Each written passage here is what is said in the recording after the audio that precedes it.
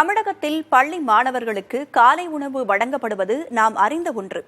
இதேபோன்ற திட்டத்தை மேற்கத்திய நாட்டு அரசு ஒன்றும் தொடங்கியுள்ளது. அது குறித்து பார்க்கலாம்.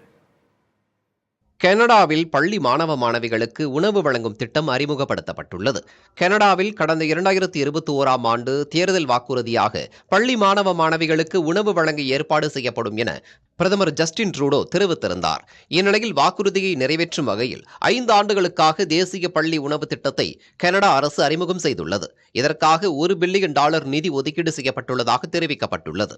இது தொடர்பாக சமூக வலைதளத்தில் பதிவிட்டுள்ள கனடா பிரதமர் ஜஸ்டின் ட்ரூடோ, குழந்தைகளின் வயிறு நிரம்பியிருந்தால்தான் அவர்கள் ஆர்வமுடன் கற்றுக்கொள்வார்கள் என்பது ஒரு ஆசிரியராக தமக்கு தெரியும் என குறிப்பிட்டுள்ளார். நமது புதிய பள்ளி உணவு திட்டம் குழந்தைகள் பசியுடன் பள்ளி செல்ல மாட்டார்கள் என்பதை உறுதிப்படுத்தும் என நம்பிக்கை தெரிவித்துள்ளார். இந்த திட்டத்தின் மூலம் வகுப்பறையில் குழந்தைகள் தங்களது சிறப்பான திறமையை வெளிப்படுத்துவார்கள் என்றும் ஜஸ்டின் ட்ரூடோ தெரிவித்துள்ளார்.